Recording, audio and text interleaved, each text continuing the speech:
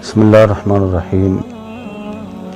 سخت خطرے کے وقت کی دعا۔ حضرت ابو سعید خدری رضی اللہ تعالیٰ عنہ سے روایت ہے کہ ہم لوگوں نے غزوہ خندق کے دن رسول اللہ صلی اللہ علیہ وسلم سے عرض کیا کہ یا رسول اللہ صلی اللہ علیہ وسلم، کیا اس نازک وقت کے لیے کوئی خاص دعا ہے جو ہم اللہ کے حضور میں عرض کریں؟ حالت یہ ہے کہ ہمارے دل دہشت کے مارے اچھل اچھل کر حلق میں آ رہے ہیں۔ تو آپ صلی اللہ علیہ وسلم نے ارشاد فرمایا، ہاں، اللہ تعالیٰ کے حضور میں یوں عرض کرو، اللہم استر عوراتنا وآمن رواتنا۔ اس کا ترجمہ ہے، اے اللہ ہماری پردہ داری فرما، ہمارے پردے رکھ لے اور ہماری گھبراہٹ کو اطمینان سے بدل دے۔ حضرت ابو سعید خدری رضی اللہ تعالیٰ عنہ فرماتے ہیں کہ پھر اللہ تعالیٰ نے آندھی بھیج دی،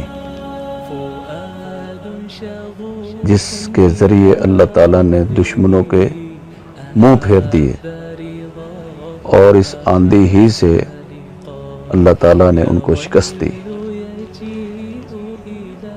اس کی شرح یہ ہے کہ رسول اللہ صلی اللہ علیہ وسلم اور آپ کے صحابہ رضی اللہ عنہم اجمعین پر جو سخت دن گزرے ہیں، ان میں غزوہ خندق کے بعض دن بھی ہیں، اور اس کا ذکر اللہ تعالیٰ نے قرآن مجید میں بھی فرمایا ہے۔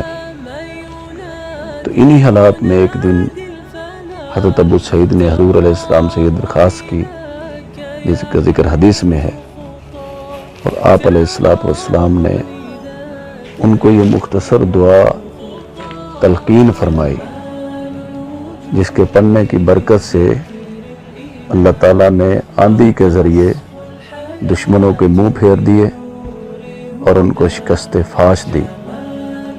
بہت مختصر دعا ہے۔